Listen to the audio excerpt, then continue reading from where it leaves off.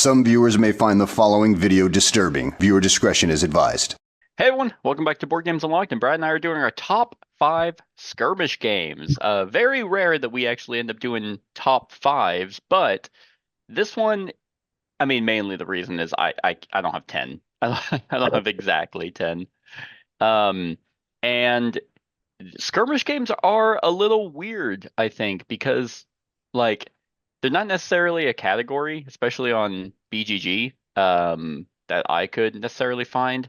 So I feel like skirmish games are kind of semantics, where it's like it's not necessarily a war game, but it's also not like I don't know, it's weird. The six that we have with the honorable mention, I feel like most people would classify them as skirmish games, not war games. Right. Um, so what categories, like yeah, categories did you kind of take to come up with your list? Well, I had some criteria. My criteria Criteria, was thank you, not categories. yes, was they're generally not always, but generally they are miniature based or unit based. Okay.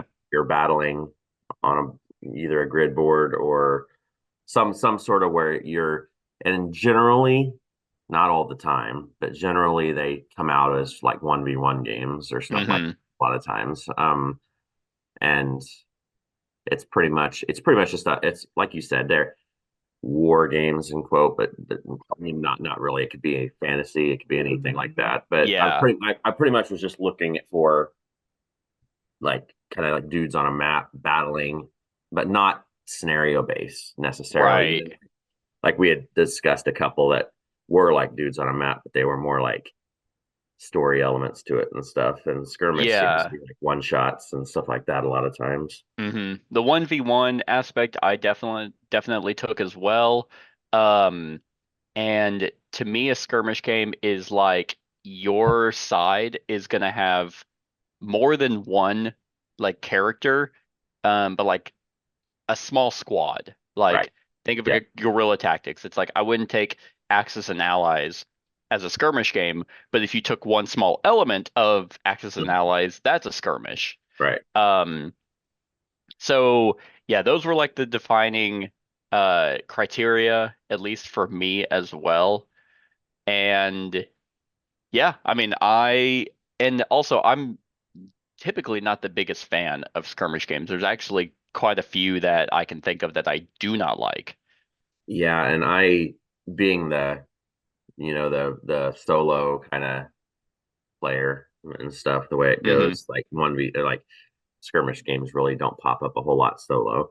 Yeah. Um, so these are games I had to kind of dig, and Hmm. there's some games that, you know, I really enjoyed when I played them that way, but I don't necessarily own all these, Yeah.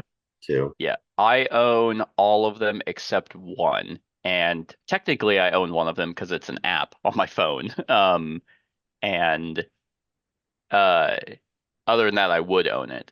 So yeah, so without further ado, let's go ahead and get started. I'm assuming it's me Yeah. up first Yep. with the honorable mention, which is actually the, I guess, technically the newest game. And I say technically because one of the other games actually is I've gotten more recently, but we'll get there whenever we get there. But this one definitely took me by surprise because I kind of got this game with another game, um, and this one just kind of really shone through. So my number six is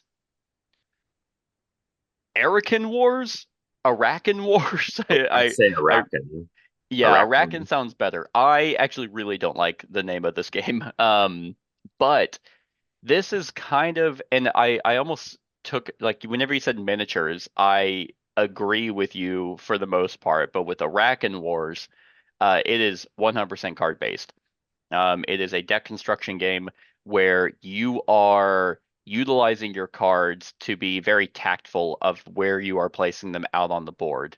Um, because your victory is not necessarily in terms of winning by beating another person, like reducing something to, 0 life points, like or your opponent to 0 life points. you're positioning these cards for survivability because you want them to actually stay out on the map to get victory points. This one was just extremely unique, and I was incredibly impressed by how much thought they put into teaching their game. They have like instruction guides for every single faction. They have rules over pretty much every card and a tutorial system on how to play the game. They really, and that, like, they're quite ambitious because the game that I have has season 1 on the box. So it's like, okay, are you guys going to do a season 2? Because I thoroughly enjoyed it. And you can play with precons or you can actually deck construct. But the fact, like, the reason why I consider this a skirmish game is because that one, it is like a small squad of your deck, and the fact that positioning really, really matters because sometimes you'll play a card down and it will pop off its ability, but then it does nothing else. Like you have to utilize other cards for movement. You have to utilize other cards to activate their abilities, and that can make or break your opponents because you can also take control over their cards, which it could give you a bunch of victory points. It's just unique, and I haven't seen a game quite like this. There's another one that does kind of slightly remind me of this one, but nothing in terms of, oh, actually, these stay on the board. I win by having the most victory points at the end of the game. And you go through, I think it's 8 rounds of combat, and also how you position has to be adjacent to another card. Um, you know, not including like what text says on cards. Generally, you have to play adjacent to another card. So it's kind of this weird card-based Go aspect, but with unique cards and deck construction. So it's just really different from what I have seen. So, I mean, that's honestly why it's the honorable mention. I haven't played this too much. I haven't played it like as much as I have played the other 5, but I got this one with another one called Feralis, and that was more of a Magic the Gathering kind of game. But they were both card deck construction games that came in. This is the one I kept. I got rid of the other one. Right.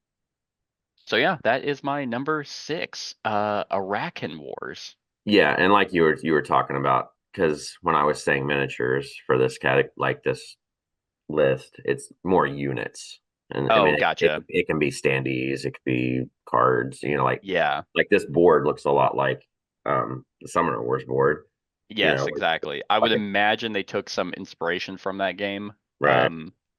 But didn't quite copy it because you don't have like a summoner. You don't have like a leader that is, I mean, you have powerful cards in your deck, but they're just as like useless. Like you play them out, you misplay them, and they're stuck there doing nothing. Then it's like, okay, just I feel like skirmish games have to also kind of include some type of tactile movement, like Hmm. movement and positioning really matters. Yep. And this game actually has that versus, some other games where it's like, okay, where you just place them in front of you. It doesn't really Right. matter where they're at.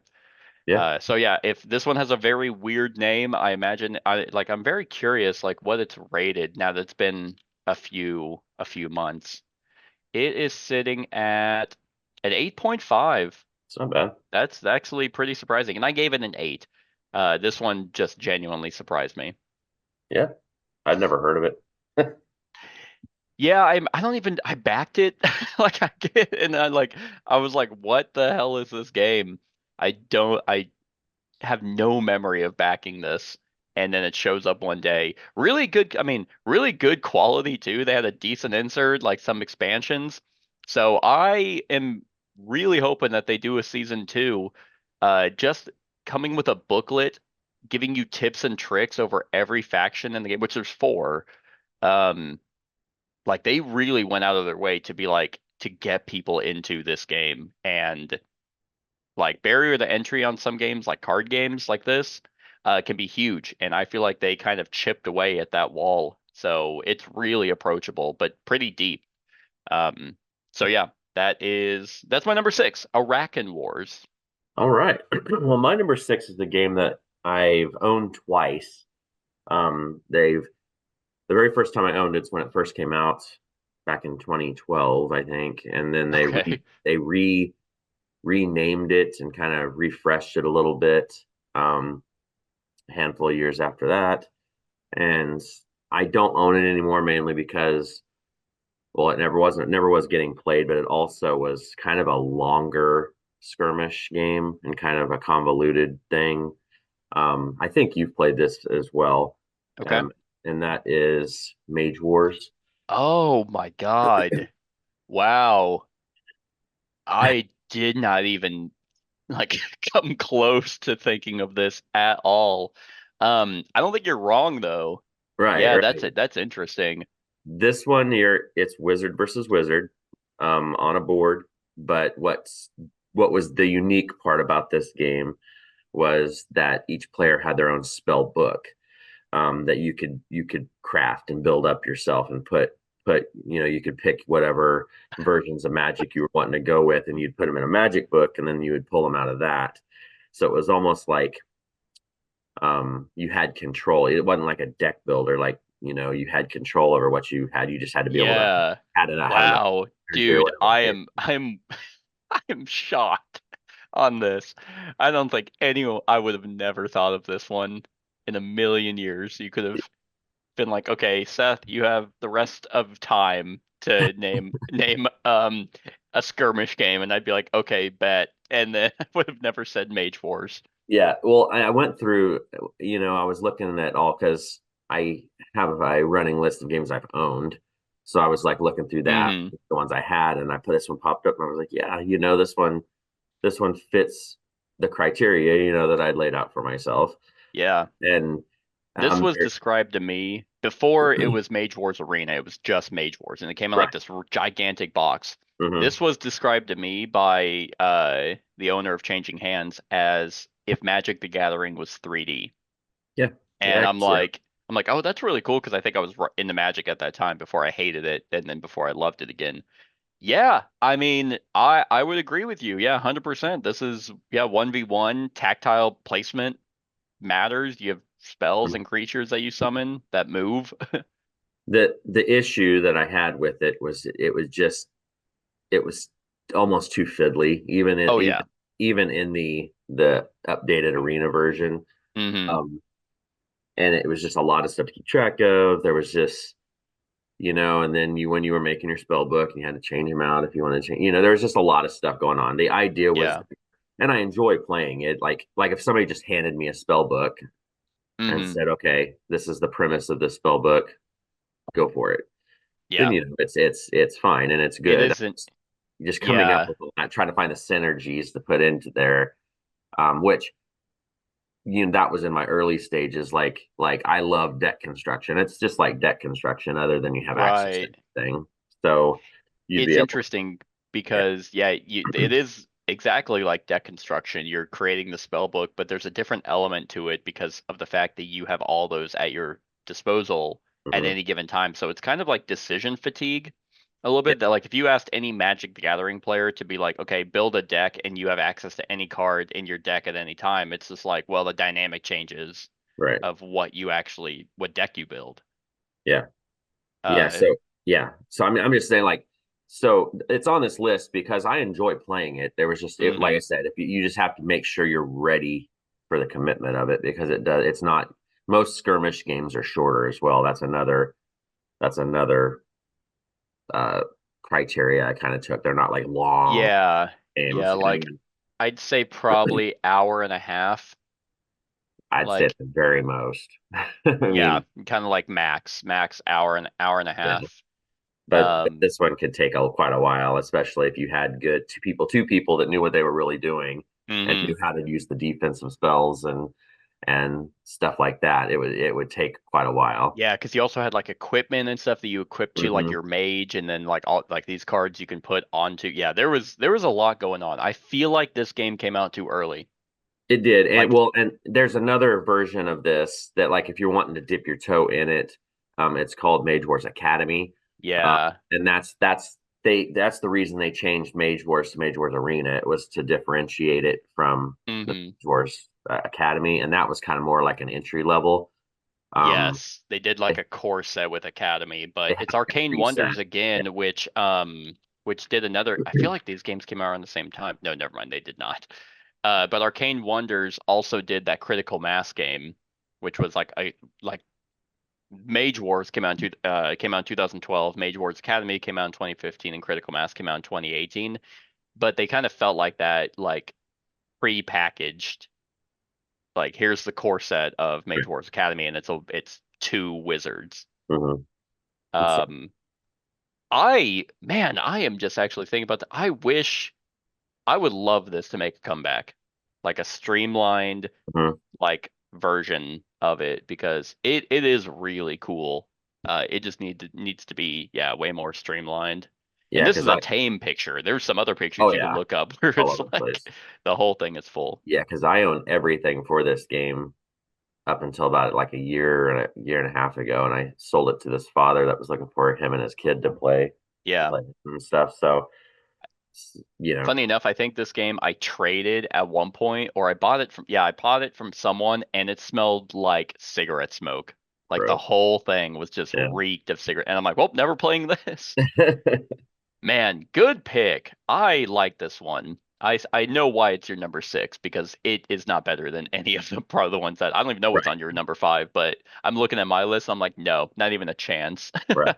Yep. But good memories. Okay.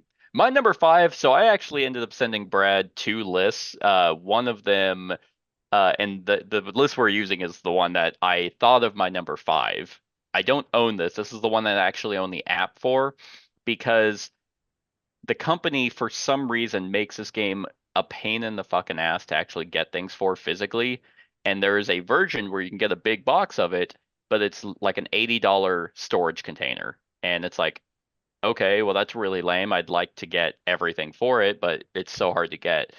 But this is a very clean, very awesome skirmish game called Boom, Neuroshima Hex. Yes. Um, a game that I mean, this is older, like I want to say way early on. Neuroshima Hex Probably came out. 2012, 20 This something. one's saying 2006. Oh wow. So it's even older than that, huh? Yeah, I mean, there's They've a come out with many. 3.0. There's been tons of versions of it. Yes, yeah, 3.0, which this doesn't say. It just says Neuroshima Hex 3.0 2006, but that's not the case. So the original. Portal Games makes it very hard to get everything for. But back then, this game I always stayed away from. It just didn't look like anything that I was liking. And as I got more into these types of 1v1, I mean, hell, asymmetric games, which are not the same thing as skirmish games, I don't think anyway. Whew. But yeah, I like it. This that looks like it's just a picture of like every faction. Yeah. That's what I'm definitely going with. Because I'm seeing all the different icons. This is not like indicative of what the game actually is, but it's chits. So kind of like Arakan Wars, your units just kind of get placed out on the board, and you are trying to actually destroy your opponent's base. That's ultimately what you're doing. But on these tokens, you kind of have deck, a stack of tokens, like a chips that you're drawing, and you draw multiple to actually decide which one you want to use. Some of them are event chips that let you rotate or let you move or increase your priority or increase your speed or place out on the board to affect everything around it. Um, but your units also have abilities, and there's tons of factions that have like different ways that they play. And with Neuroshima Hex, just that placement effect with the token deck token stack is really really solid. Like for me, a skirmish game comes down to like how well do you actually place whatever you're doing, what moves are you doing, and how are you capitalizing on your opponent's mistakes. And Neuroshima Hex has that in spades.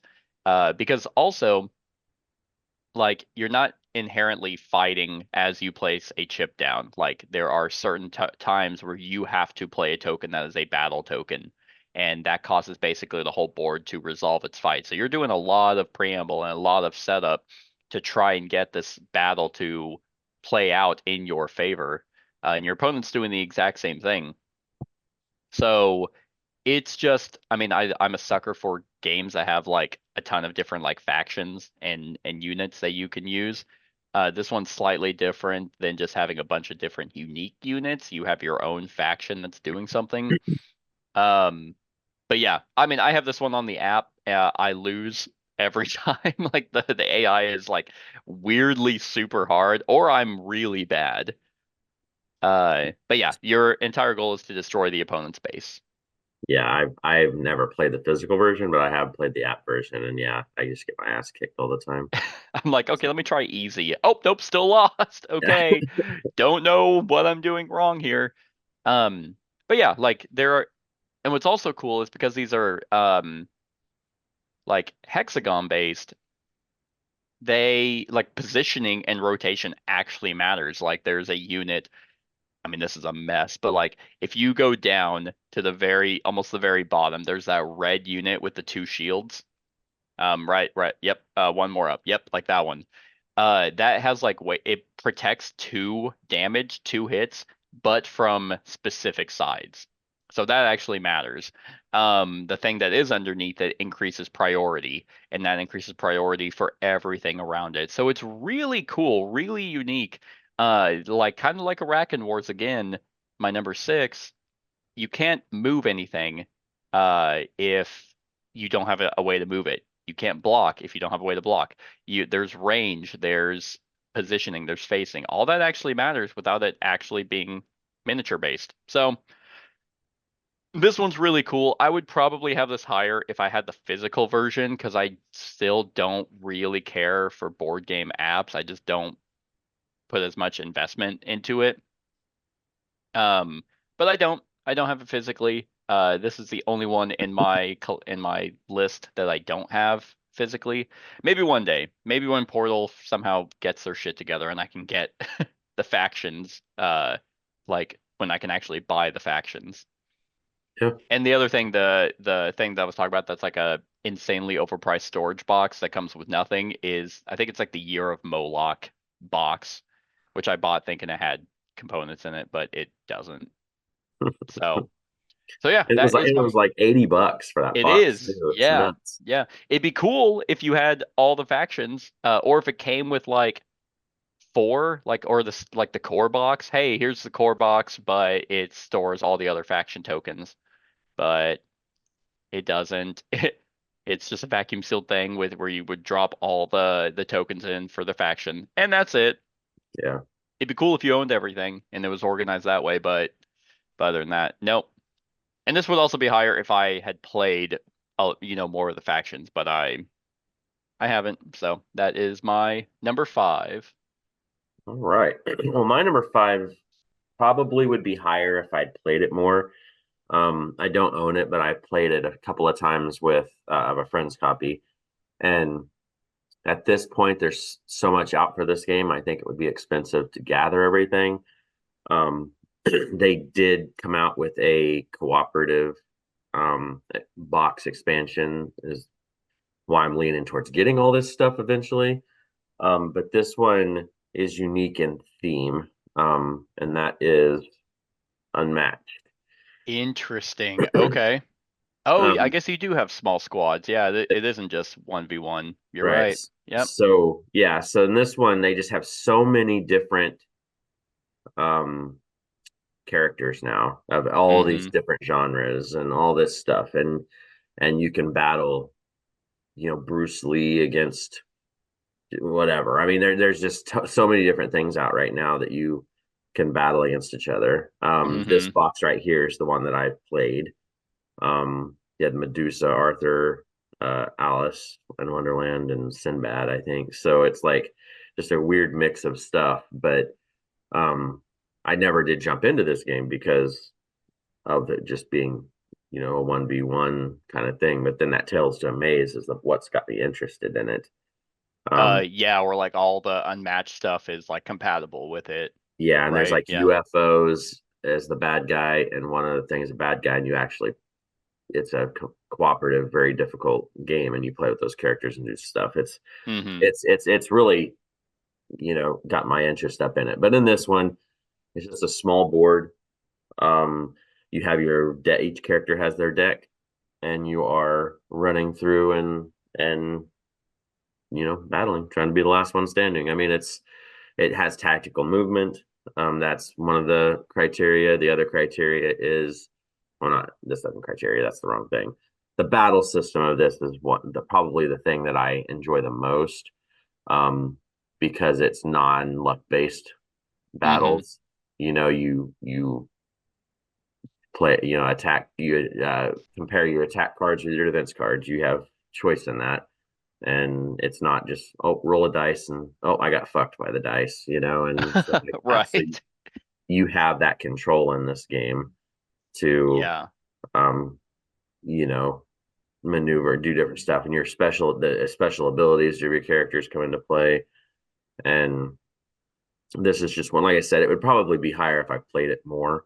um Yeah. This one, man, like I want to like this game, and it uh, is kind of like similar to you, where I like have like this weird top-down view where I'm just like it just looks so odd.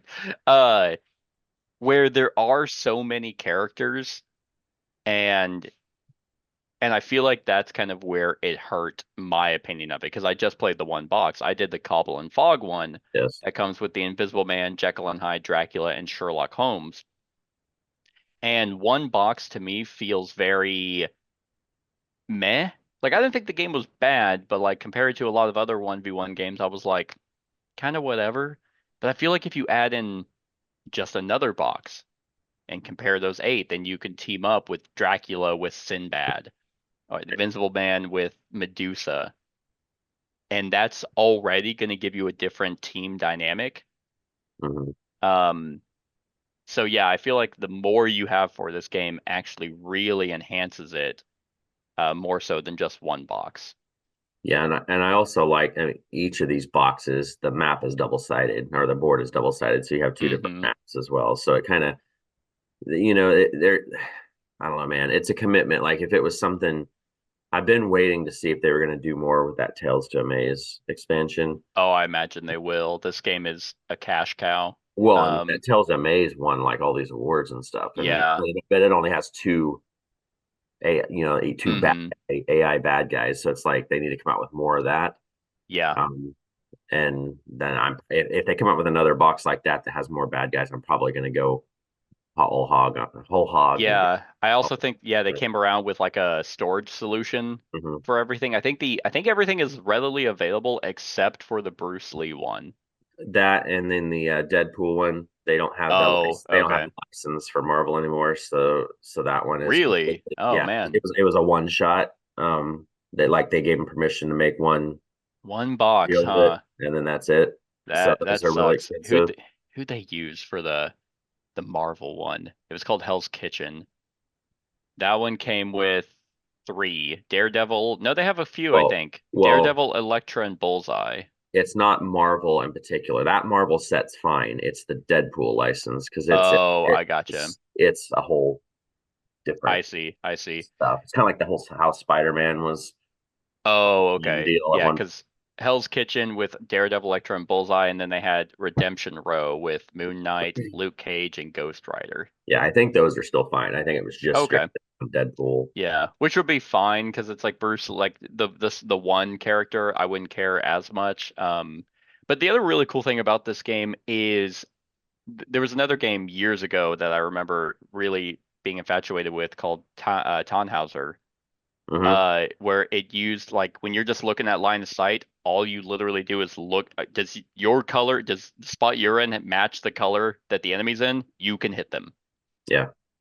Brilliant. That's like you don't have to, no measurement, no ruler, no take two corners and fuck off. It's just like, oh, I'm standing in a yellow spot and so are you. I can attack you. Yeah. It takes all Uh, the shitting out of it and stuff. yeah, it's very clean. I remember that. Like to me, this was a good entryway game, for like kind of this style. But yeah, good pick. good pick. I think I considered unmatched, but then I was like, well, it's one person versus one person, but I forgot it is not. It is not. You have a team. Hmm. Sweet. All right. My number 4 is definitely going to be higher on your list. I think I'd be very surprised if it wasn't. And you kind of brought it up already whenever I was talking about Arakan Wars. Yeah. And this one is a game that I used to hate. It's first edition. It's second edition, completely fixed uh like everything for it. And that is Yep. Summoner Wars. Um, yeah, specifically second edition because its dice are just way better than the D6 hope you hit. It still has dice, but they're custom and you're most likely gonna hit. And just even if you don't kill something, at least doing damage to it is better than literally whiffing the entire time. If you're not aware, Summoner Wars is a grid-based card game similar to Arakan Wars I mentioned earlier, except you actually are willingly moving units. They have a move value. You are positioning where they're at because units have range. They have special abilities. They have health on them. Your entire goal is to kill your opponent's summoner. That is how you win. Um, Utilizing a deck of cards that are specific to your faction. And like this, for all intents and purposes, could be a miniature game.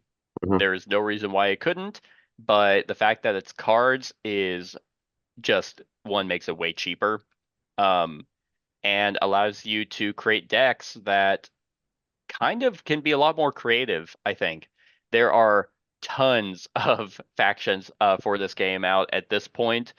I haven't seen them announce any new ones lately. There's a lot more coming. Oh, are there?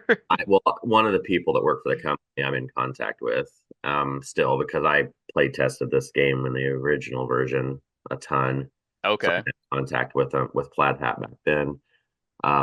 And yeah, there's a lot in the pipe still. Wow. Wow. Which is great because like especially with Plaid Hat getting sole ownership again, like they're like we're free to design what we want to design. And here's the great thing about a skirmish game is it to me a skirmish game has to also fit to a person's play style.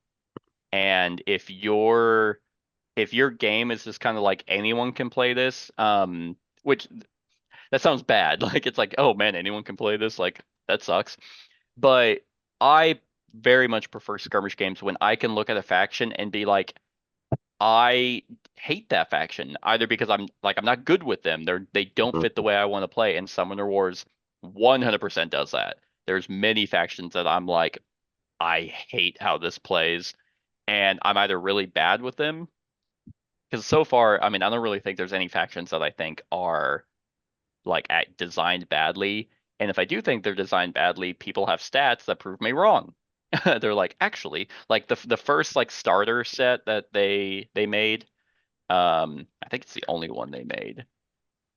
The Cells and Tendrorks, is that the one that you're talking about? yes, yeah, the starter set. Yeah, it is the Phoenix Elves and the Tundra Orcs. I thought the Phoenix Elves were way, way, way better. Like especially against, I thought it was like the Tundra Orcs. There's no way they're designed at least to fight the Phoenix Elves. And someone commented and they're like, Phoenix Elves actually they do win a majority of it, but it's like 51 to 49. Yes, yeah, I would have said it was the other way. I would Really? because I like Tundra Orcs and the ones that haven't come out yet, the Guild Dwarves. Maybe they're working. There hasn't come out yet. I I don't. think they have, yeah. Yeah, I can. There's so many that I'm out right now, but those are the two that were my ones I tested back in the day, Okay. and so they fit my play style of this game quite a bit. See, there you go. So like I was sure I'm like Phoenix Elves are just they're too broken. And it's like, well, actually from people who like play this literally nonstop, that's not the case. It's like, well, okay.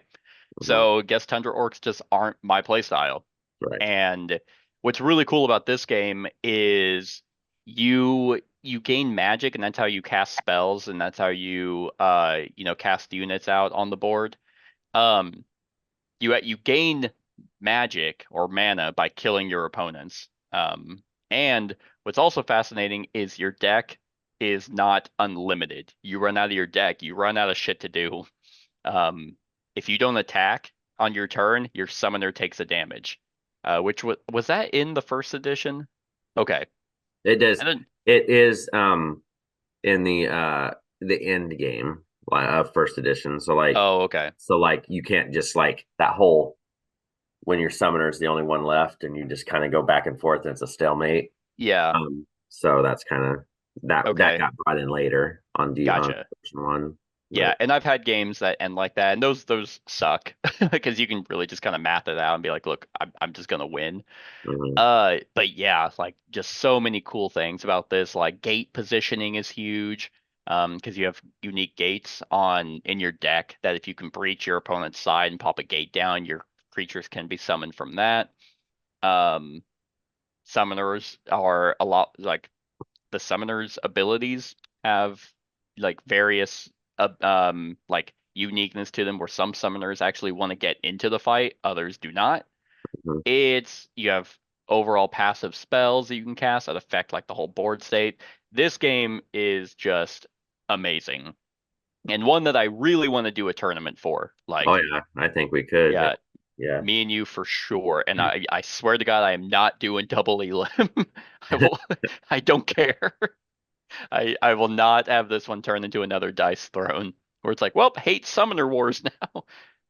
Well, and the cool thing is, I mean, it wouldn't be recorded, of course, but like the reason this game I think is as successful as it is this time through is because they have the well, it was online, now it's an app. Hmm. That's awesome. The app is outstanding, and I mean, hell, we could almost play the tournament via app. It's Oh, like that's true. Yeah. like there's a deal, but um, also what's cool about it is if you buy when you buy the physical versions, like you have the subscription, I'm assuming through their Hmm. deal.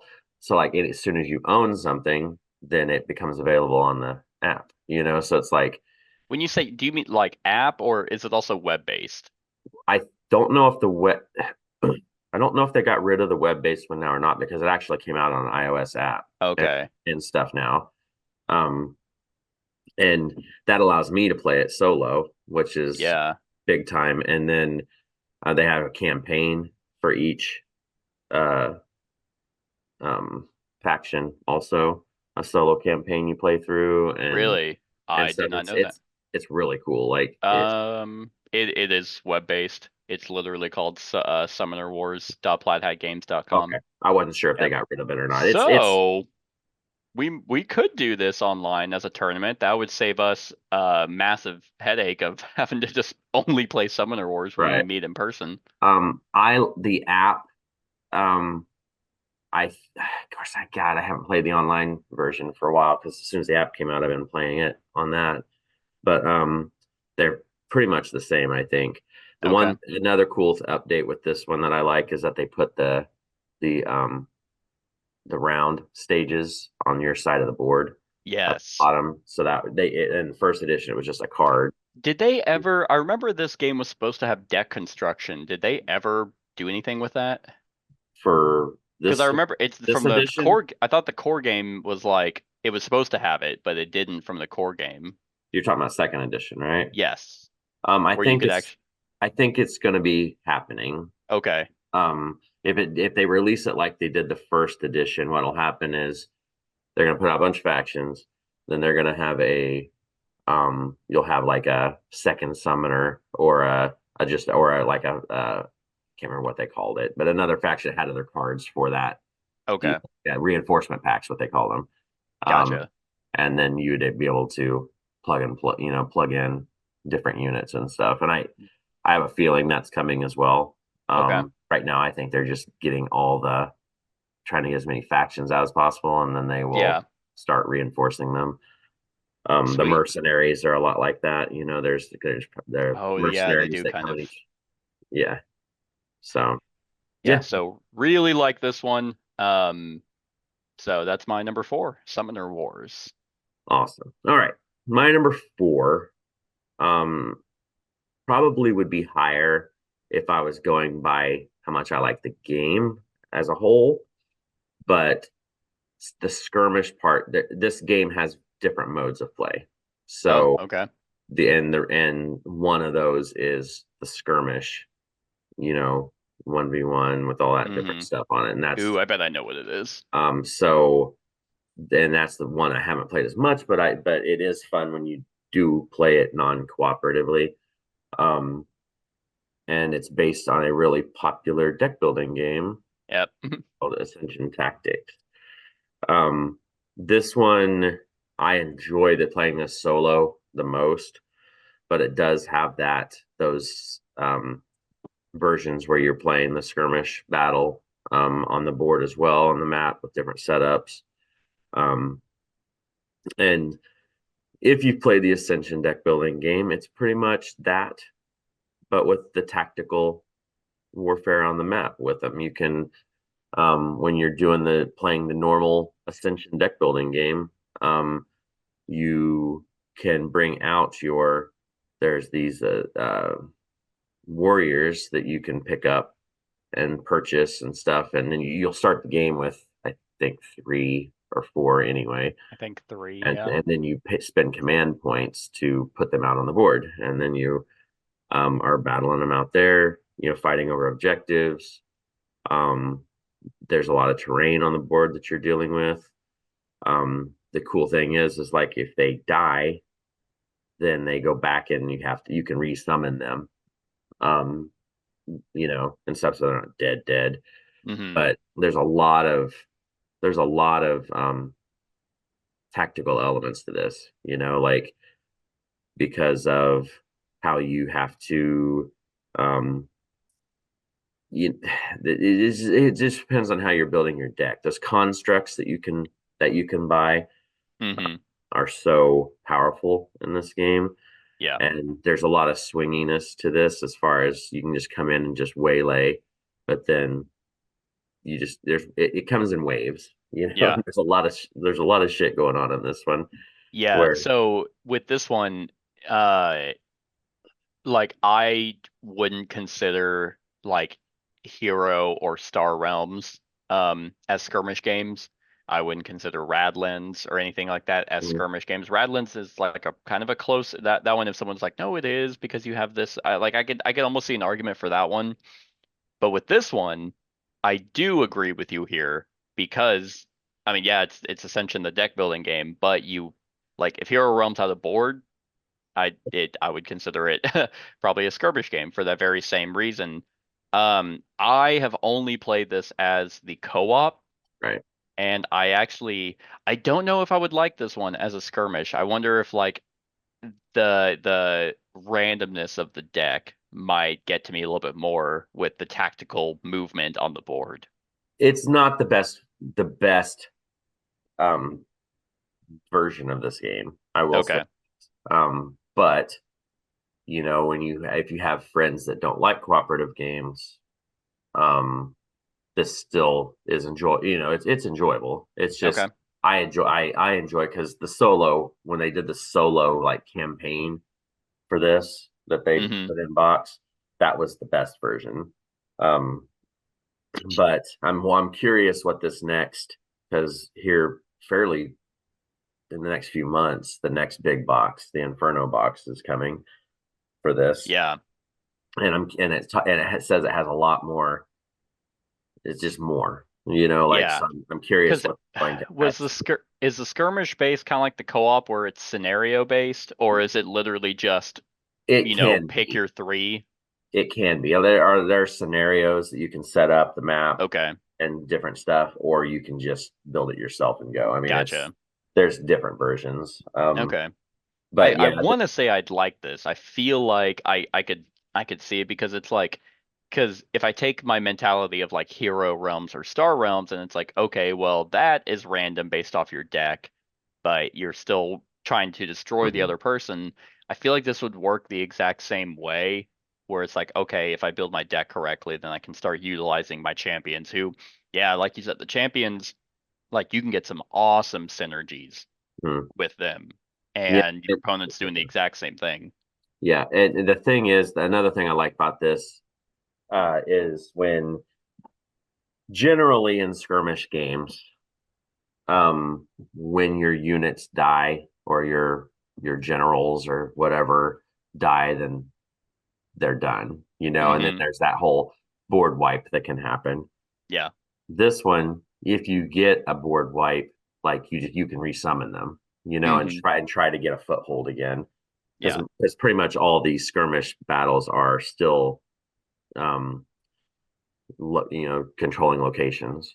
I mean that's how you That's win right. Yeah. is victory points. So That's you true. So just you could be a lot more aggressive. You don't have to be like, oh man, I hope my mhm, dragon there doesn't die because then I can't bring him back. It's like, oh, okay, he's dead. Okay, well, I'll spend all the power again to bring him back out.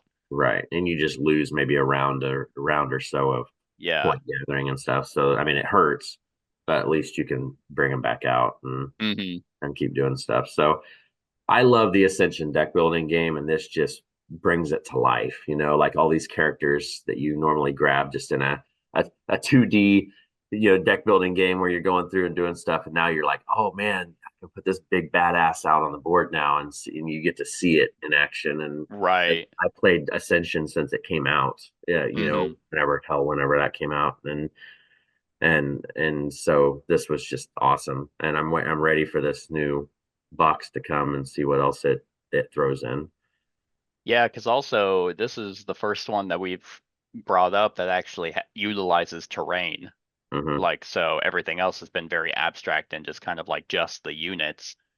This one is, yeah, terrain matters. You can go out and get items and chests and like, yeah, that that's also really cool because that plays an extra element into, hey, some units can just run through forests and it's like, oh, that's really good right now because there's a ton of forests. Right. Um, so that's really cool. Yeah, I forgot this had a skirmish mode. Because I knew it had a ton. I knew it had solo, it had co-op, it had competitive. So yeah, good pick. Okay. My number three may surprise you because we have played this game and you and I did not really like it. I got the expansions in and I was like, okay, let me try the base game again. Had a buddy over and I was like, let me try because then I'll try the expansions. Have not played the expansions yet, but I have done a complete flip on this one. I am really, really into it. And that is War Oh yeah. Chest. So it was weird because when you and I did our review, I remember constantly being like, I want to like this game. There should be something about this game that I should like, but I'm missing it. But then AEG did like their expansion extravaganza thing, and I'm like, let me try it again. Let me get all the expansions. Maybe one of those will fix my initial gripes. So it all came in, and I taught this to a friend, and the very first game that we did, we followed what it said. Hey, here, give player A these, give player B these. And I had the exact same feeling about it that I did whenever I played it with you. But I'm like, okay, let's actually play it the way it's meant to be played. Like, shuffle those 16 units, deal four out. And that's when I got hooked because that immediately became what does my opponent have? What do I have? And what counters can I do? How do I utilize these four random units and their special abilities to synergize well with what I have, while also taking into consideration the synergies that my opponent has. And the fact that the from one game to the next, it felt just radically different. I was hooked. This would honestly be higher if I wasn't actually so enamored with my number two right now. Um, Hell, this game has got me hooked that I've done a ranking of the 16 factions of my, least favorite to most favorite. Um, my initial gripe of the royal coin, where it basically does nothing, is still there.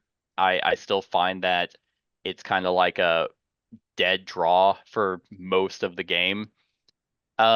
I still find that like to be very weak. But I remember I actually posted in the War Chest BGG forums asking, "Hey, has anyone made this a wild?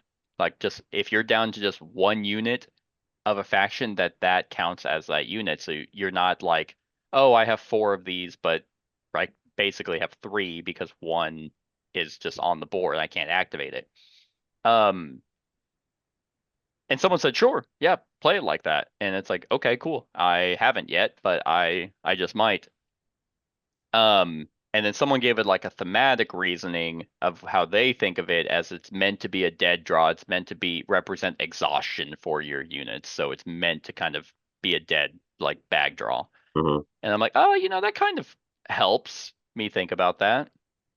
Anyway, this is a very, very just chess-like abstract skirmish game where you are given 4 random factions or 4 random units that have a certain number of chips, certain number of poker chips, that have an ability. Some of them have a really strong ability, but they're hindered by like a downside to them.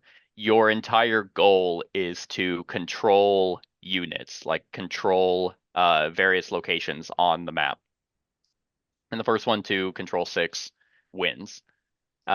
This also has an element of if your tokens are getting destroyed, like killed, they're removed from the game. So eventually you'll be dwindled down. And it can devolve into if all you're doing is passing and your opponent can still move, then they've won. Because if you can't do anything with the remaining chips, then you just can't do anything. Yeah, like this one, I have now played it so many times. I have taught it to another buddy. We went to the our local hookah lounge, set this one up. He got really into it. He won actually the very first game, and even though he was doing really well, I didn't quite feel like I was out of it. I was like, okay, if I was just getting dicked on this bag draw because it's a slight bag builder because you have all your tokens out in front of you and an action is to recruit so you can put them and eventually bag build into who you value the most or who you want to combo with your side. I was just but you draw 3 at the beginning of every turn and that's what you can do actions with. Man, I was just not getting the draws that I needed, so it was an uphill battle, but I could have turned it around, but he got a good draw that ended up winning it. Yeah, this one I actually wanted to talk about this one more, hence the idea for the top 5 skirmish games, because I'm like, I remember you and I were like, this game is fine, maybe, whatever.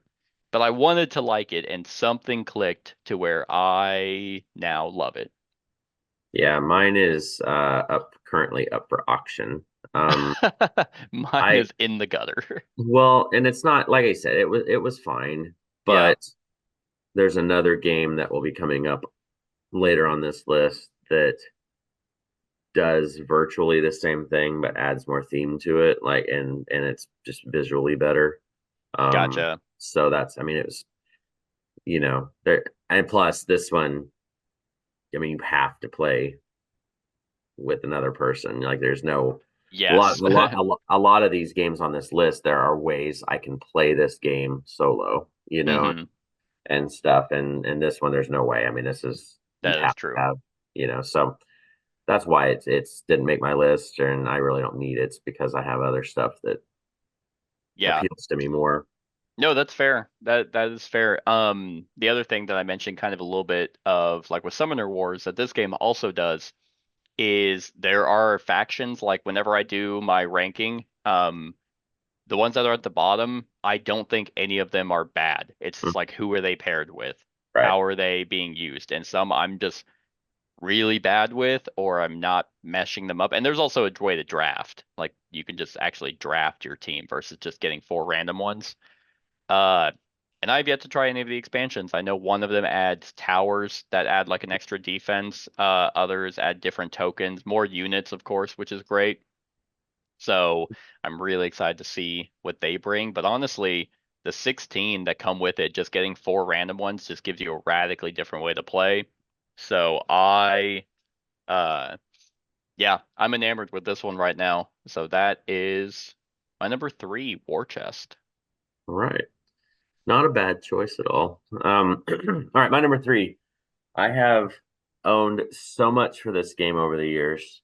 And I ultimately don't own it anymore. And it's mainly because their experiment to try to bring co-op into this game or solo play into this game, I don't think went anywhere. and so I just have no. I'll never play it at all. Okay. We've played it before, um, and I love this this world that this game Hmm. is in, and I love the toy factor to this game, and that is Star Wars X-Wing. Oh man, yeah, that is a very solid pick. Yeah, this one is an outstanding. I love this game. I Can't get more absolutely skirmish than this game. exactly. I absolutely adore this game. Because I'm a huge Star Wars guy, and I owned everything up to a certain point for first edition of this, and then I got rid of it because it never was getting played. Then they came out with the second edition that streamlined a bunch of stuff, and I dove back in and I bought a bunch of it. And you and I played Hmm.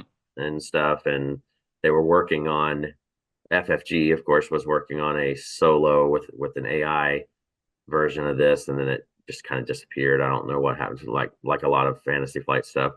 That's Um, true. and Asmodee was like, "What the fuck do you think you're doing? You trying yeah, to be creative? and Get back and make me more Marvel champions." so then I just ended up selling everything I had again. It wasn't worth the space it took up at that Hmm. point, even though I wish I could have kept the planes and shit and just had them. But um, and then they had Armada that came out. I prefer this over Armada. Armada just was like the big ships, but it was like just slow movement. Yeah. And this one's like more fast paced. The games take a lot quicker. Yeah, Um, Armada had the big ships, but then you also had little tiny because you could still mhm, have the dogfights. mhm. But yeah, I just this one was just way better. Yeah, they fixed Wow, the yeah. yeah, go ahead. Yeah, they fixed a lot of the issues with the first edition because like the turrets were way overpowered in on a lot of the ships because they had a 360 arc. Hmm. Um, and this one you had to, which they still do, but you had to take an action to move a little thing. Like you can see on the on this one, there's a little arrow pointing, a little Oh ship. yeah. You can turn that. And that's the way your turret is actually aiming. So it's not like it's consistently 360. You still have to maneuver that dial to get it. Hmm. So you have the ability to go 360, but you have to kind of go where that's going. Yeah, this one's a weird pick. I mean, it definitely is. I mean, is rightfully on the skirmish list. But yeah, like the fact of the maneuvering that each ship type had like its own dial, its mhm. unique dial and its unique way of flying. Uh, Man, you want to talk about like rulers, range rulers, Yeah, and line of sight rulers. This game has that in spades. If you own this, you might as well, and you don't own a laser pointer, you need to get one because that will help a lot. yeah. This was just they have so much out for this game. This was like the FFG cash cow for a while. Hmm. And I don't, they're done. As far as I know, they're done releasing stuff for this now. I don't even think they release anything for Armada anymore. Like I don't No, see anything yeah. pop up. Yeah, because But you had your ship main ability, like your main core thing, but then you had upgrades you could have like co-pilots and gear that you would have on your side. That's the part I felt to be the most cumbersome was your actual board like building. It was like, yeah, you yeah, had to come with that all prepped it was to it was a play. point based. So Yeah. like you had if you did a 100 point battle or whatever, then you would pick your ships and those were points. Your upgrades were points. Your pilots were points, and your crew that you could put in Hmm. were points. So you could go with a bunch of ships and make them a ton of TIE fighters with no upgrades just to try to overwhelm, or you could have two ships and have them Yeah, the out. board kind of got fiddly though. Like if you Mhm, did try the TIE Fighter Swarm, it was like very like tedious mhm. to play that way. Um, but I mean, yeah, Toy Factor is super cool. My problem is you do all this work and then it did come down to die rolling, It and does. it's like, Yeah. okay, cool, keep missing. Yeah, you do. I'm not, so I win. So Yeah. that was kind of a bummer.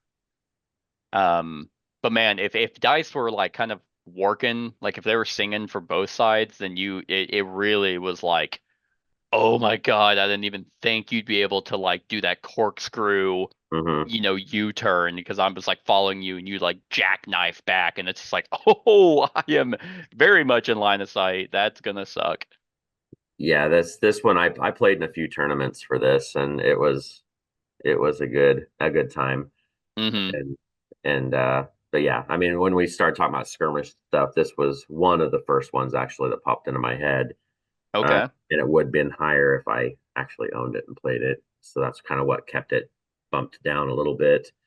Yeah. Just because, you know, there's the other two above this I actually play Okay. competitively. So, No, that's so fair. yeah, Yeah, I could see this one. I mean, I again didn't even think of this one either. But it probably wouldn't have made my list because I also never play it. I'm not the biggest actually fan of this game. Because it's like thinking about it, I'm like, oh yeah, no, that does sound fun. Then I play it and I'm like, yeah, never mind. I forgot why I actually don't like this one. yeah. So, but I mean, yeah, good pick for a skirmish. Okay, my number two is the newest game that I own, and I've actually recorded because I don't know when this top five is coming up, but I have recorded a collab with another YouTuber to talk about this one. Um, and unfortunately, most people aren't gonna be able to get it, and that is a real shame. Because it is a phenomenal game. If we were to ever do like a top 10, which I don't think I could, but top five or top 10 list on IP games, this one would probably be at the top. It is nailing it, as best as a board game could, and that is Six Siege. Yeah, so this is a board game based off of the very apparently massively popular Rainbow Six Siege, which I used to play. I don't anymore because the fan base is absolutely toxic, but I don't have to worry about that here because I only play against one other person. Um, and if he gets toxic, then it's like, okay, well, apparently you're Just an throat punch asshole. them. Yeah, yeah, just fucking just cold cock him. So Six Siege is squad-based attacking versus defender operators that's centered roughly in real life. Like there's just gadgets and stuff that are kind of futuristic, but still kind of grounded more in reality. Um, where yeah, you have a squad of five operators, and they are equipped with their own weapons, which are really just different variations of dice that they roll.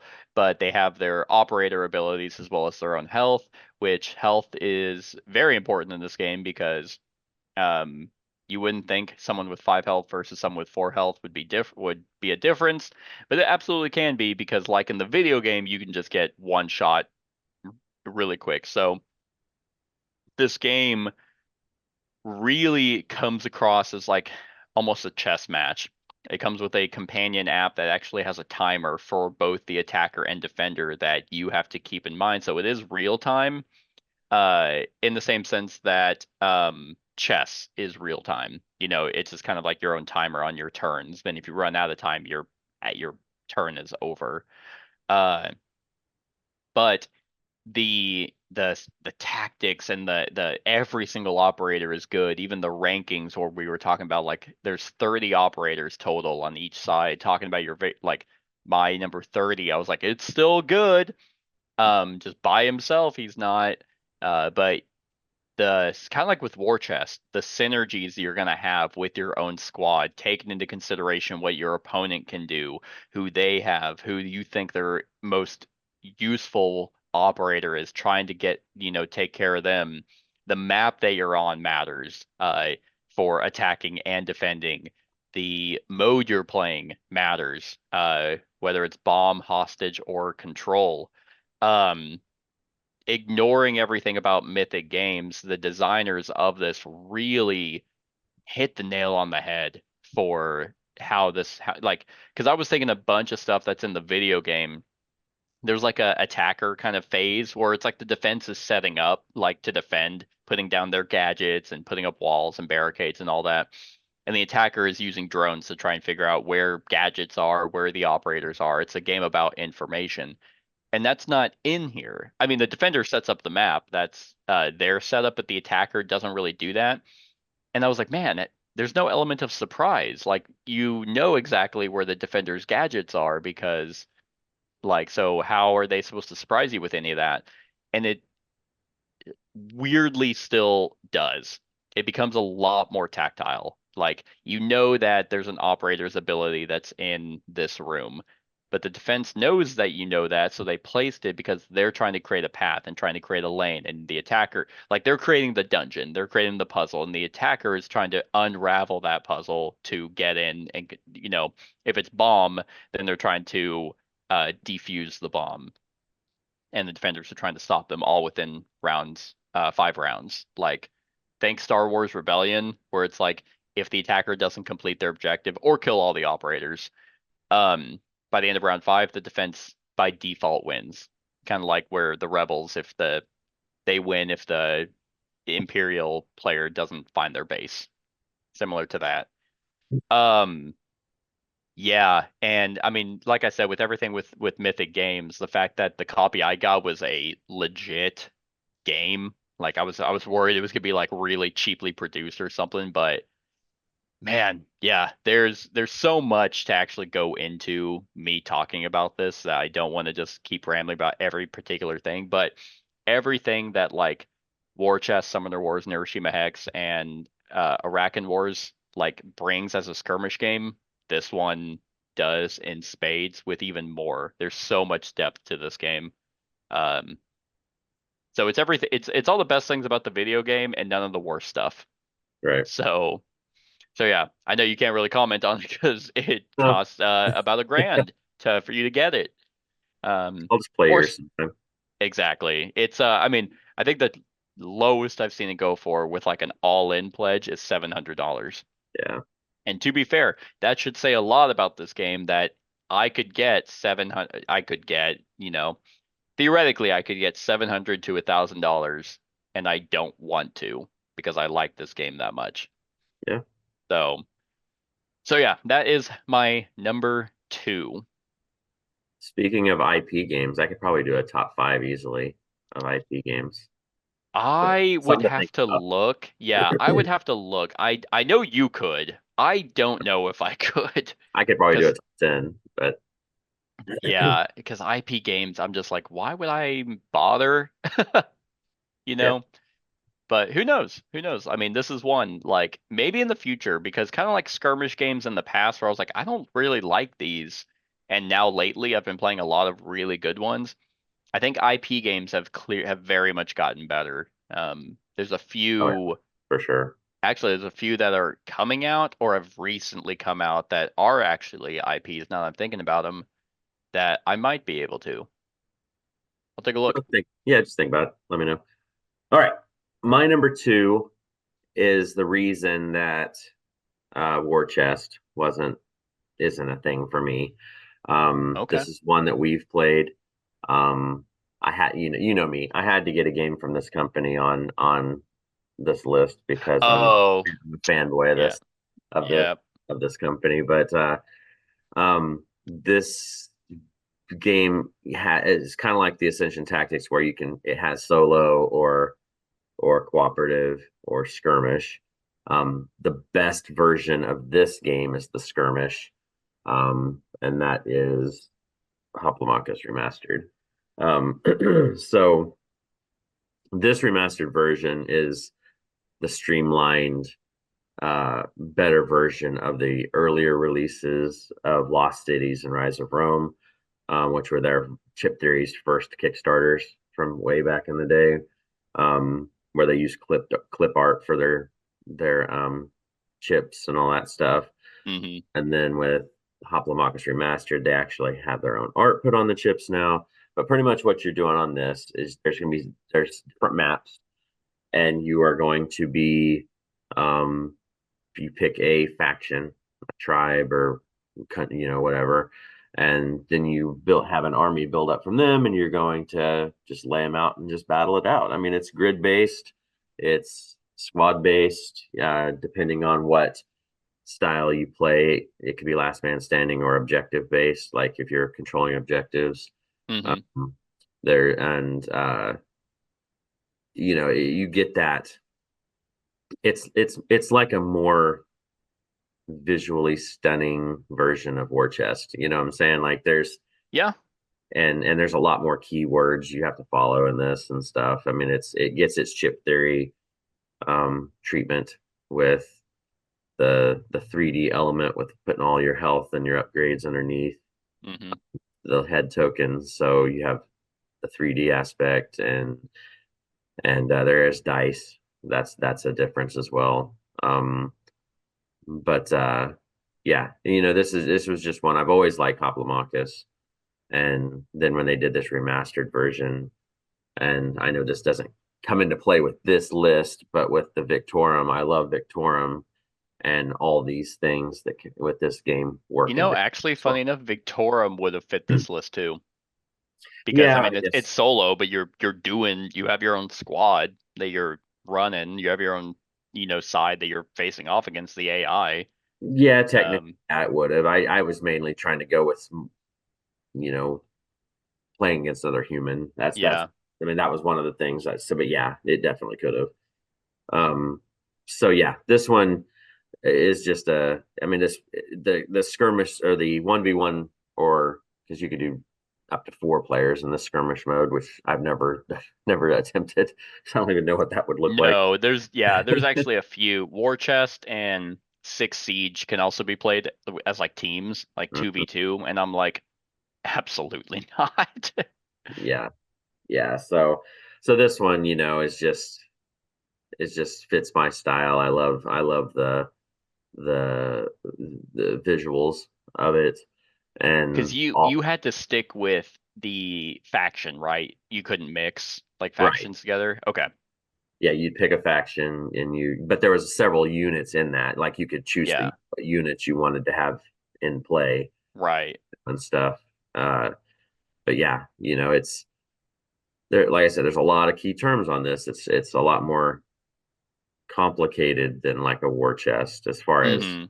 I mean, the decision making is still there, but this one has with all the keywords and stuff and abilities.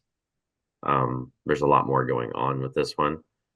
And then Yeah. it adds the randomness of the dice as well.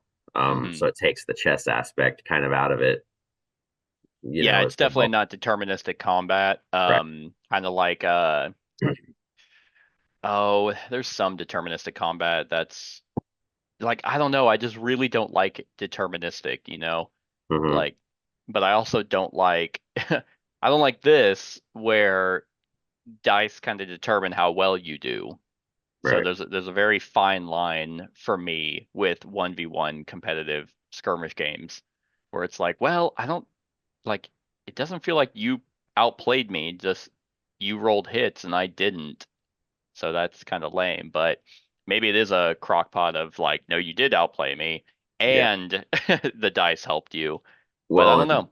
and this one also fits because with it being as more with a little more convoluted and with all the key terms and stuff, these games 1v1 don't take a super long time. I mean, like True. I think at the most they take 45 minutes at a Yeah. in a 1v1 setting. It'd be really cool if they did with like this version is well actually let me ask, is this the only map for this version? No, There, oh, no. okay. Because I was like, I like that the fact that the different maps in Victorum, had different rules, like the sand one where you're tied to someone. Hmm. It's like that'd be really cool if this had something like that where there were like map Yeah, conditions. there's different maps for Oh, it. okay. Yeah. Cool. Yeah, like pillar placements and just different obstacles and Okay. entry points and different stuff like that. Gotcha.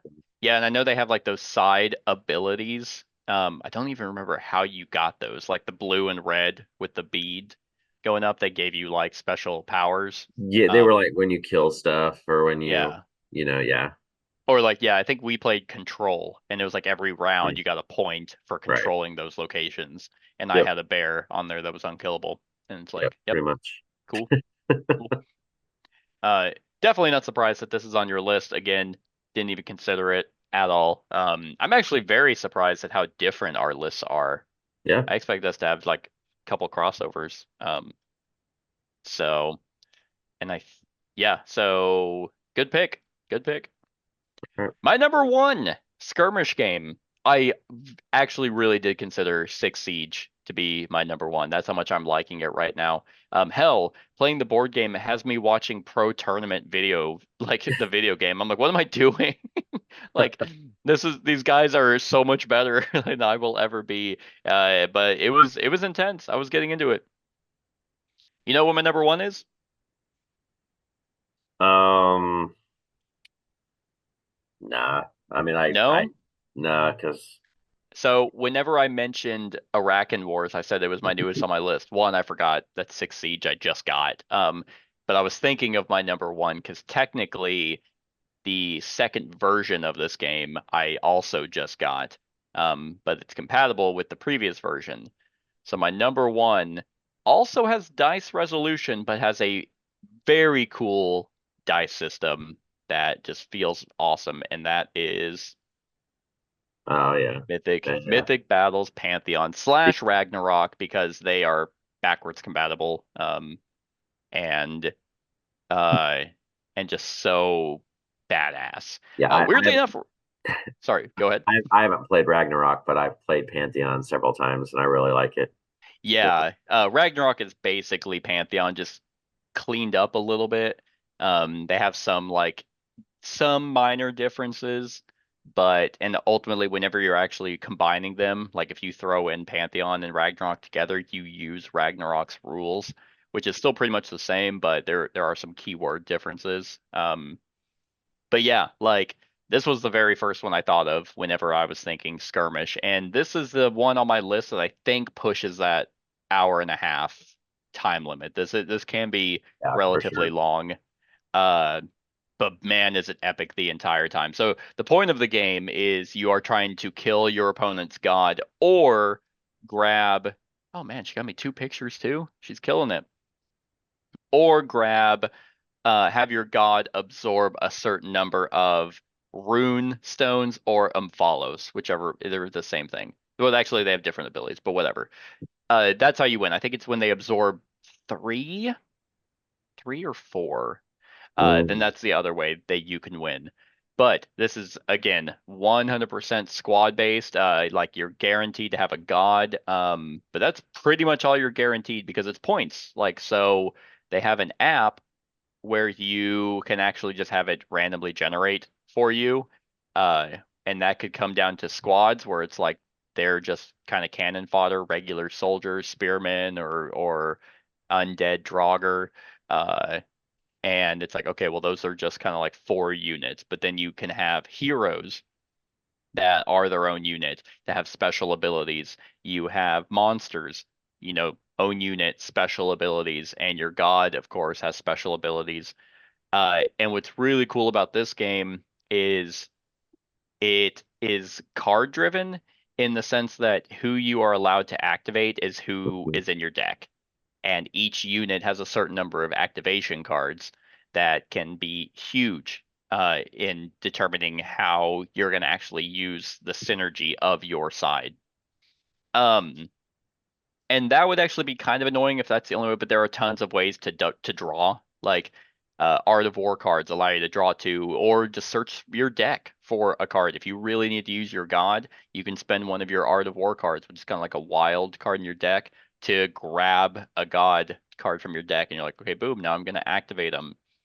Every unit feels different and thematic to who they were in the lore uh, of these pantheons, and it's so badass. You can get as thematic with it as you want. You can be like, okay, let's have Ares fight Tyr, the two god of wars. Let's have the two king of gods, Zeus versus Odin. Um, or you can just do it completely random. You could do it drafting. It's just super, super badass. And what's really cool about this game is I mentioned it's based off dice, and what I don't like So about the most like weird convoluted dice system, but it's so cool. that took me the longest. Like I had to play an entire game, my first game, to figure out the dice. Like Yeah. because it's very convoluted, but once you figure it out, once it clicks, then you're good to go. Yeah. It's so weird because for the most part, like let's say just regular scrub units like spearmen, they have like four, defense. So you just have to roll a 4 on those dice when you're attacking them, and that hits and kills one of them. But your gods have like 8 to 9 defense, and you roll d6s. It's like, well, how do I hit that? And it's in the dice. What you do is you roll, and you're trying to get the values up to 5. So in that 5, you actually set aside, but you can spend dice. Like let's say you roll 3 dice, whatever. One of them's a 5, one's a 4, and one's a 2. You can spend the 2 to increase the 4 to a 5. And It's then you have a second attack phase where you re-roll those 5s and you add the results of those to the 5. It sounds insane, but it's like if the defense is 8 and you had 2 5s that you re-roll and you roll a 3 and a 4, you got an 8 and a 9, and that's 2 hits. Uh, it's it's so like it's so it's so weird, but it's so cool because it's like you're it's not like if you were rolling d10s or something, I don't think I'd like this game. But because as you deal damage to monsters or heroes or gods, they have like this little tracker on their board that lowers their stats. So over time, gods might lose some special powers. Their defense is going to get lower. Their movement, like heroes, might lose movement. Um, they lose their attack. They like, or not lose their attack, but they get weaker as they take more damage, and it's so cool. So it's like kind of like what I was mentioning with Summoner Wars, that it's like, okay, I might not kill your unit, but I'm probably gonna get at least 1 damage. And that feels better than how I feel about like Hoplomachus, in my opinion, where it's like I got nothing out of all this. So placement is really cool. You just feel epic while you're playing this. There's so much content for it. There's gonna be even more content because they already have their Kickstarter page lined up for Egypt. that's Um, cool. right? So, which I mean, I thought I knew a lot like about like the pantheons, like the mythologies, but it's like I don't know shit about Egypt, but it's gonna be backwards compatible. So you have these 3 major pantheons that you can just clash. So, Um, go ahead. so I know the original Pantheon had scenario setups, and Hmm. there's a couple of them that you could play like solo or cooperative. Does Ragnarok have some of those too? Oh yeah, yeah. So Ragnarok has go ahead. is there a handful, or is there just like a couple? I know there's a decent amount of scenarios. Now, Pantheon has way more. Like I mean, the box, if I showed you like the boxes that I got for Pantheon, I've broken it all down and tried to condense it as much as possible. Um, but Pantheon overshadowed Ragnarok. Like there Right. was like 4 boxes with Ragnarok and 12 with Pantheon. Now, a lot of those were like mini boxes, but like for big box stuff, Pantheon still had a lot more. Um, but I don't know about solo. I know that there's a ton of scenarios that you can play. Um, I but I don't actually think there haven't. was any solo. I think there was cooperative, and I think you could. Yes, that is for sure there because both sides actually have like have titans, which are different than the monsters. Those are scenario based, where you can throw in the titans together. Um, which technically those have their own rules. You can, and if you're just doing a regular skirmish fight, you can throw in the Titans, but I think there's something you have to do different. If you get a Titan, your opponent gets something like as a benefit because the Titans are so powerful. But yeah, tons of keywords, but it feels like pretty quick to learn, surprisingly, with a game that has a ton of keywords. The player aids, they did a great job of being there to help you understand the flow of the game. But yeah, this one is my absolute favorite skirmish game, just for sheer amount of content and how cool it is. And it's just I really like the fact that they came with an app to randomize everything.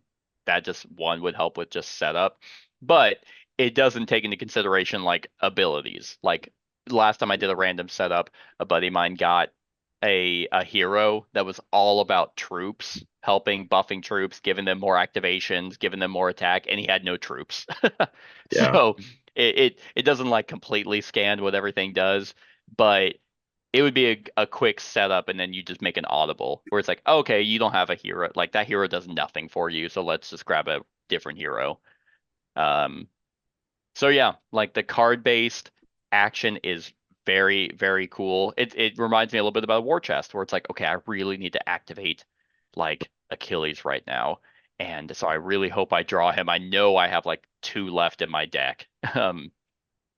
So so every time I've played this, I've played it with 4 players. Like Um, as a free for all. yeah. Okay.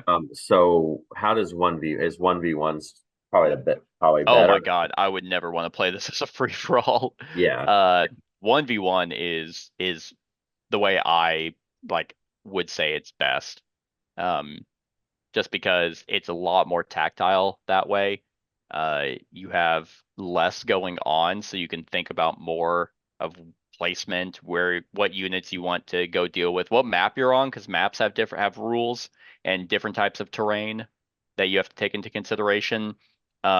You're more contesting because if it's like, okay, I'm gonna try and kill their god, but their god has like a weird power, or they have a lot of really good units with keywords that make it hard to kill the god, then you're like, okay, well now I'm gonna try and go after the runes. Um, and both players are thinking that way, so it becomes a tug of war aspect on the runes. But then it's like, okay, then it comes point of contention where it's like, okay, we're both at game point with the runes, so then you're fighting and trying to get rid of units because once they're dead, they're dead. Right. Um, well, the gods, if you kill the gods, you lose, but uh, like you, if you kill someone's hero, they're out. And some heroes are really good and can be really good with team comp. So then it's like that's the one I'm going to be going after because if I let him do what he wants to just do the whole fight, I'm gonna probably just lose that way. Um, One thing I always keep forgetting to bring up, that's also really cool, is when your deck runs out, your opponent draws all the remaining cards from their deck. And that is interesting because it's like a catch-up mechanism where it's like if you were drawing through your deck, that theoretically means you were getting more activations, you had more control. But you're also weighing like, when do I want to actually run out of my cards? Because my opponent has like 10 cards left in their deck, and that's a lot that they just get to have. Because so then you're going to be kind of playing catch up because you're at the luck of the draw, whereas they're like, I can do whatever I want with my units. Um, yeah, uh I mean just the replay the yeah, replayability on this game is just through the roof. So yeah, it's pretty great, pretty fantastic. I'll have to look into because when's the Egypt one coming out? The Egypt one, let me see, because I know the preview page is up. Let's see, Mythic Battles. What's it called? Isfet. It just says coming soon. Okay. I know they wanted to get uh um everything for Ragnarok out, and thank God because Pantheon was done by Mythic Games and Yeah. Monolith. And I was like, when all that shit was happening with Darkest Dungeon and Six Siege, I'm like, I'm never getting this game. And I dropped like it was a lot to get everything for when Ragnarok came out. And I'm like, that's gonna hurt. But luckily Monolith got rights for it. So it actually looks like the Isfet is actually also coming out with a reprint for Ragnarok and new content. So they're showing a Kraken box. Interesting. Because in the Pantheon they had a Poseidon box which actually had ship battles and specific monsters like hydras and like this maw that was very good in the water. But you had ship movement and ship battles and units that were on ships that you were trying to fight. So it looks like they're trying to do that with Ragnarok. So more content for Ragnarok will be coming as well as the Isfet, which is going to be badass. I'll look into it when the campaign Yeah. pops up. It does say on the thing it's a 2 to 4 player skirmish adventure game. So, I mean, but I guess yeah, if they have co-op scenarios, you just two-hand it. Yeah. But yeah, if it was just Pantheon or just Ragnarok, Six Siege might give it a run for its money, but I played this one more. So yeah, that is my number one skirmish game, Mythic Battles. All right. My number one, do you know what it is? I'm gonna say Summoner Wars. Yeah. Okay. Yeah, this was the one I've put the most time into. I was going to be joking about putting Netrunner on here, just because, but no, this one, like I said, with playtesting it as much as I did, um, and I still to this day like the first edition as too. This one's better. I mean, but the first edition I still uh play sometimes on my app, Oh, like okay. just because there's enough differences that it's kind of just my favorite faction isn't in this game yet either, so that's one reason why. Because I gotcha. the guild dwarves aren't actually in this one yet. I was looking at that. But they're like the fungal dwarves and stuff like Oh, that. okay. Yeah, they have a bunch of weird different like Yeah, factions. I think there's like obsidian dwarves as well. yeah. So they're getting there. I think they're coming. But I was also looking that the next two that have been announced that we don't have yet are the Storm Goblins and the Shimmer Sea Fae. So it's gonna be like, Oh, so those will be interesting. So okay.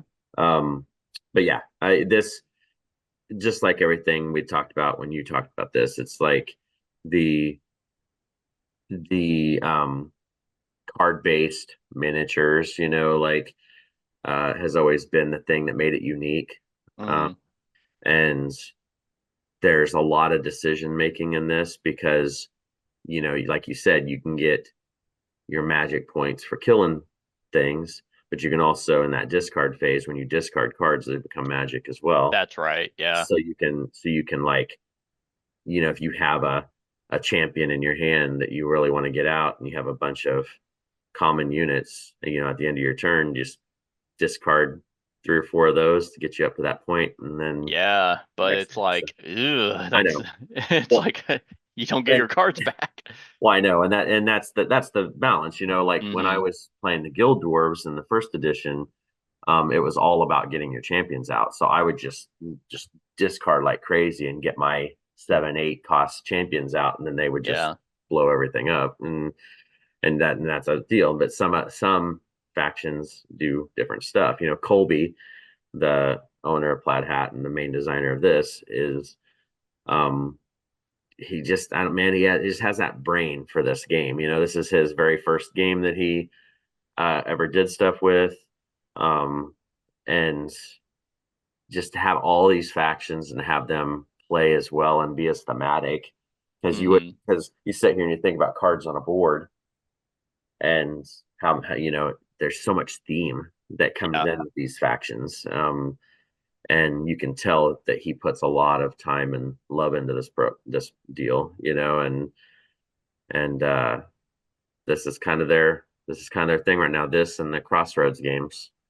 Yep. Um and yeah, I'm just excited to see where they're going. Like, if you want to get behind or information on new things that are coming, they have the Plat Hat podcast. It's another thing you listen to, and they actually talk about all their things in development and like what they're working on and kind of some Okay. ideas behind how they came up with certain things. And it it's something. And like I said, the guy I know that works with them is says there's tons of stuff that they've been testing and stuff still. So Cool. Cool. I Hopefully mean, one of them is a storage solution. um, I don't know. They've never done that with any of their games, but this is Did they also not do it with like something the master set? I thought the they master set had like slots. I mean, it's really just a it deck. You just have those did. card rows. Yeah, but I think if everything comes out for this that they're saying, especially with sleeving cards and stuff, Mm, it's they're gonna need gotcha. something bigger I because don't want to do another wooden artist case. I know, I I know. don't want, I hate doing that. Um, So yeah, yeah, no, I agree. I agree. well, This and one, yeah, I well, and then yeah, I don't know if you did this yet, but on their website you can buy like their upgraded dice and stuff. So like I have well, like you see the dice over here, the red dice with the different symbols, but you can buy a dice pack and they're like white dice, and like each of the symbols are different colors. Like the bow is green and the sword Oh, is, that's neat. so like it is more colorful. And then I have the acrylic tokens for like Yeah, the I tokens. know I did the playmat. I know I Yeah, have the playmat for this. I yeah, don't think I did the acrylic tokens. yeah. You can still get them on their site, but they're Mhm. a neat add-in if you're playing Cool. it physical. Yeah. But yeah, this is top notch. This is the skirmish game, and then I love how the app lets me play it solo and with like a hmm campaign aspect, because it is challenging. Yeah, I didn't know about the campaign. I'll have to check that out, and we'll also have to. I'm gonna look a little bit more into the online Hmm. aspect. So if we want to actually do that on like um, Discord or something and actually record it, um, that could be fun too. Do That'll our work. tournament that way. Yep. But yeah, I was actually surprised that Undaunted wasn't on your list. I figured that was going to be definitely top five. Well, I thought about it, and then I was like, I don't know why I didn't end up putting it on there. Like it was, I don't know. I don't know Yeah. why I didn't end up putting it. It was considered. Okay. There was something I can't remember what the reason was why I didn't put it on there, but Yeah, my number seven that when I thought of Neuroshima Hex, I think it was originally um on the list, but because I popped Neuroshima Hex, it popped out. I actually considered Guardians oh because it's yeah, yeah, also by Plaid Hat. I was like, that one's a little bit of a stretch, but it's still kind of squad based. You have 3 units, you're vying for control. It's a little bit different type of skirmish, I think, but that was considered. But yeah, Neuroshima Hex had to be on here. yeah. Um, but yeah, so that is our top five skirmish games. Everyone, I hope you enjoyed. Let us know what your favorite skirmish games are in the comments and what you think of these games also in the comments. Other than that, like, comment, share, and subscribe, and have a wonderful whatever time of day it is for you. Hey everyone, thank you for watching, and I really hope that you enjoyed the video. If you would like to see more of my content, go ahead and click that subscribe button and the bell to be notified whenever I upload any new content. If you feel like supporting the channel, you can go ahead and click that Patreon link to be taken to my Patreon, and any help is truly appreciated. Other than that, stick around for any other run-throughs or reviews or cool top 10s or whatever I feel like putting on. Other than that, like, comment, share, and subscribe, and have a wonderful whatever time of day it is for you.